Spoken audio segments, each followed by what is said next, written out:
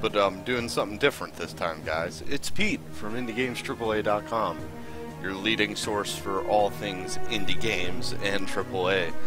Except for news, we don't do that. Get out of here. So today, I'm starting a new thing I'm doing.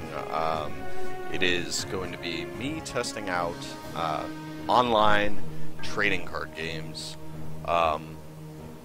You know, because I like trading card games. Actually, for a long time, probably like 2009 to 2013, was addicted to Magic the Gathering.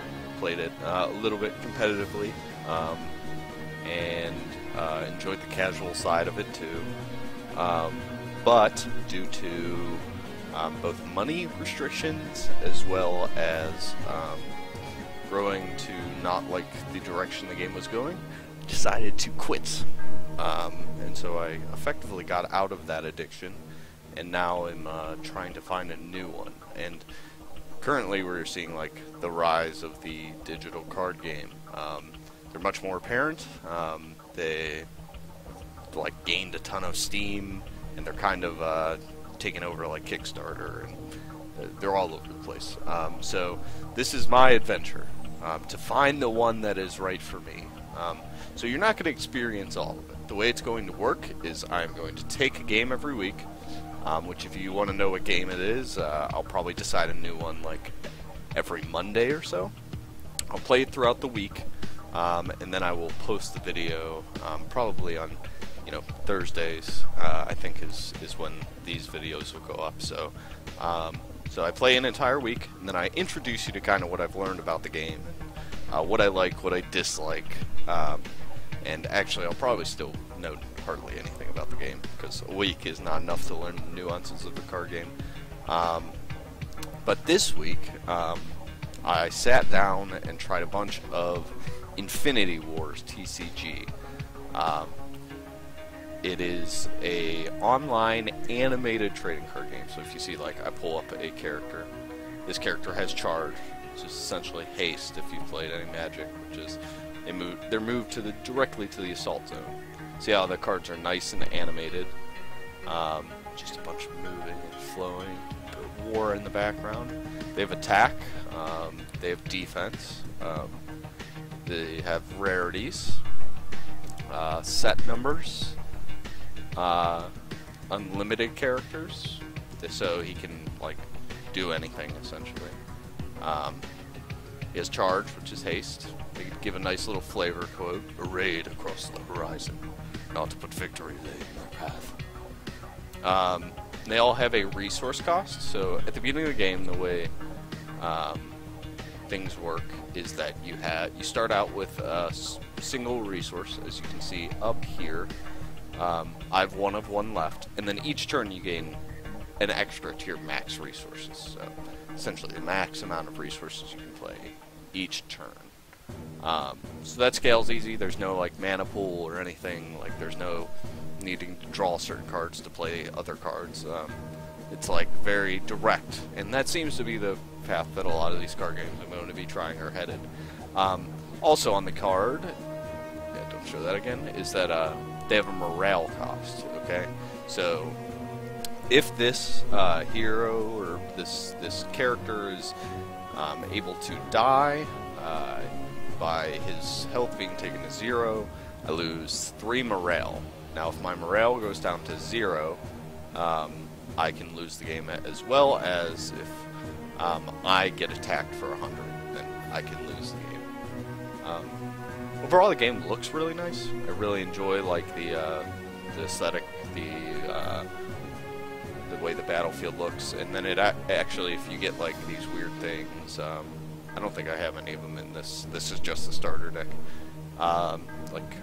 Support or environment cards, I think they're called.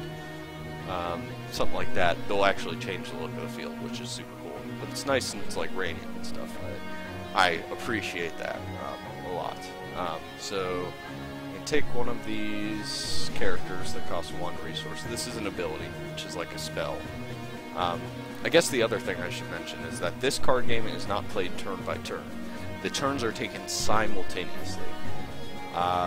So if I decide to play a card at the same time, anything that I do, he will also do something in that period of time. So then it's kind of like our actions are revealed at the same time. So that's something that could only be done digitally.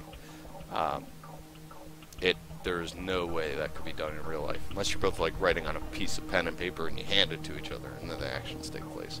That seems ridiculous. So you also have a command zone, so these characters are always in the command zone, and then you can play them at any time from the command zone to an area. Okay, so I guess I'll start out. I like being super aggressive, so I would like to play this guy straight in and he'll attack on turn 1. So there's the defense zone, the assault zone, and the support zone. Most cards are played directly into the support zone where they're exhausted. So they could not do anything on that first turn. But once they are there, you can at any time, like during any of your turns, play them into the assault zone or the defense zone. If in the assault zone, they'll attack. If in the defense zone, they'll defend your base. So, yeah. So after you make a move, like I only had 1 resource to spend this turn, so I played a guy in the assault zone. You hit end turn. Both players' actions will take place. He did nothing, which isn't surprising because there is the potential for that in this game. Like with 1 resource starting out, maybe you don't have any cards that cost 1. This starter deck tends to have a lot of like ones that cost 1. The Soldier of Fortune. So I could play him. He goes directly in the support zone because he did not have charge. And then I could play another dupe with charge, which I would like to do. And then the turn, he plays a Meditating Monk. At the end of the turn, if you were not attacked, Meditating Monk gets +2/+0, which is permanent. So, weird play by the computer because I will always be attacking. That is my one and only goal. Okay, so now I can play one of my bigger cards. At the start of your turn, if Tech Knight is in your support zone, it heals all damage from himself. So I like playing just get one of my bigger cards out there. Stay aggressive. And this guy's a pretty good defender, because if you move him back to the support zone, which you could do on any of your turns, he will heal completely. So I can end my turn. The Invincible Defender. So he makes me lose morale if he survives fights. Which I'd say he probably won't. Because I'll do 4 there. See, but he'll wipe out 2 of my characters. So that was a really good play by the computer. Drevissage Ransactor. He deals damage to a player's fortress. All characters in that player's support zone take 3 damage. Which is up there. So the reason that character, this one, came straight out is because it has Vigilance.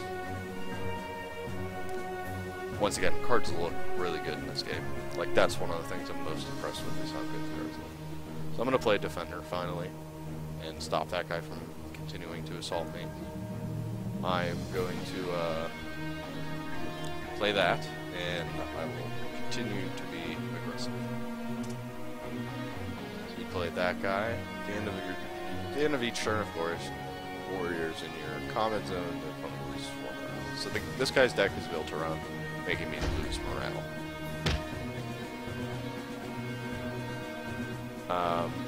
So this allows me to move a character in the combat zone to the support zone, and then it becomes exhausted, so it won't be able to be used the next turn, which is pretty excellent. So what I'm probably going to do is move this guy out so that he heals. So if this guy deals damage to the fortress, then that guy will take 3 damage because of his ability. Still 5 resources. I can finally play these guys. Okay, so they have an ability. Pay 3, exhaust, deal 8 damage to the enemy player's fortress. So when you exhaust a thing, it means you make it so it can't attack or block. And paying 3 is out of your resources, and then it'll deal damage directly to the fortress, which is pretty good. And then you can also undo moves. So I'm going to undo that and put that guy there because I want them to kind of take out any blockers, so this guy's ability will resolve. Also, I want to protect him because he's probably my best. So the problem right now is he has better heroes than I do. I'm out there. And he got his guy out of the support zone, which is really good. So I can put this guy back out, although he would die.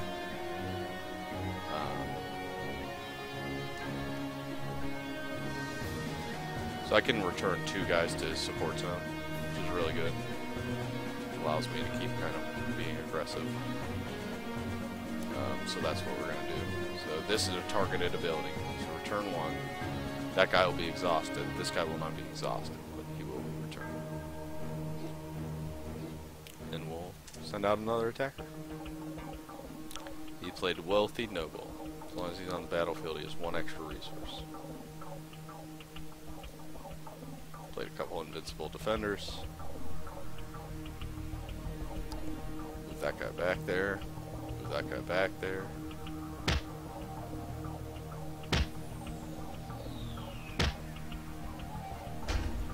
Okay. So there it is, a location. Okay, these are pretty darn good. And therefore I will play it. And see, look at that. Oh, that's so super cool. That may be the one and only part I really like about this. So at the end of each turn, you create a 4/2 Flame Dawn Aspirin in the Assault Zone. That's amazing. So in this guy, I have only 3 resources, so I can activate it to deal some extra damage to his fortress. This guy never stops with the cards. Okay, and then he exhausted his commander, so you can activate abilities from your command zone, which is pretty great. So he's going to start really wearing on my morale. My morale's down to 55. This is pretty good, but not great in this situation. His fortress is, I think I'm in trouble, is what I'm trying to say. So I can start just kind of bombarding his fortress. Kind of in the lead in that regard, but this could be trouble here soon. If I play him, that would not kill his dudes, and that would just make me lose more morale. So let's bring him in there. I guess that works.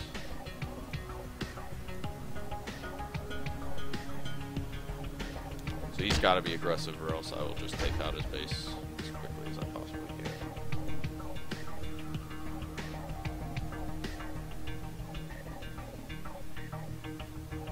That's what I'm going to try to do my best to do, is just keep damaging his base.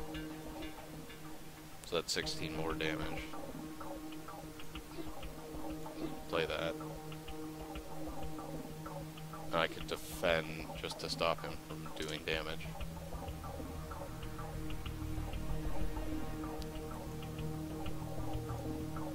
Okay. I need like 2 more turns. If I can survive 2 more turns. My morale's getting a little bit low.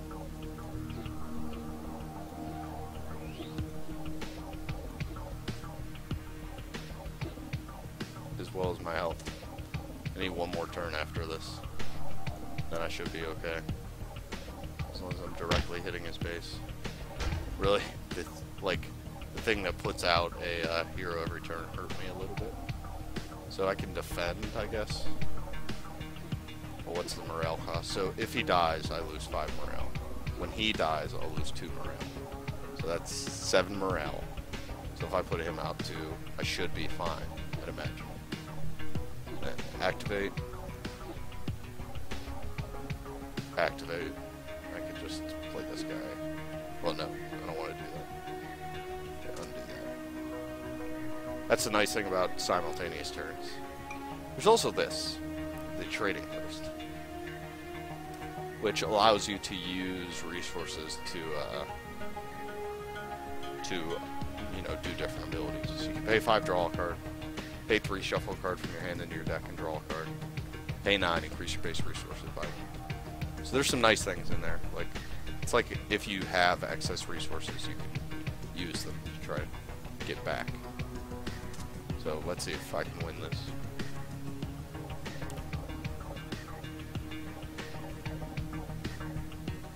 So you can tie games. That's one thing to keep in mind. Because ties are totally possible. He got me down to 6 morale before I took him out. Then it has a nice animation when you win. Victory! Yay! Defeat a battling bots. 1 win. Defeat a pre-made AI opponent. Cool. So I mainly played the tutorial, and I played a couple games against like the worst bot in the game. Okay, so, guess the other thing I'm wondering about, okay, which I looked into a little bit and want to know more, an iron AI metal, whatever that means. So, this, I'm always interested in the store, okay? So currently I have 539 infinity points, a booster pack, which contains 3 cards. Okay, costs 1,050. Alright, I believe I earned like 200 points from that, maybe. So you're gonna have to play some games to get some cards. You get an initial set of cards when you join. They also have decks, which cost a substantial amount. Ooh, a sale on the Exile's Revenge deck. You could buy avatars if you want. New card backs. Sure. No pre-orders available. New battlefields. Or if you can preview.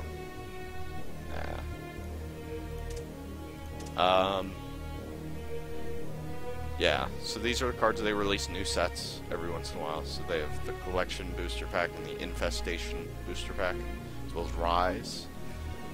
So it kind of satisfies that need. So let's say I'm a guy who's like really into winning this. You know, I really want to get good, and I want to buy the Collection Booster Pack.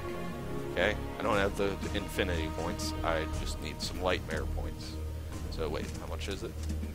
It is currently 300 Lightmare points. Okay, which $4.55 would get me 625, which is 2 15-card boosters, as well as some bonus infinity points.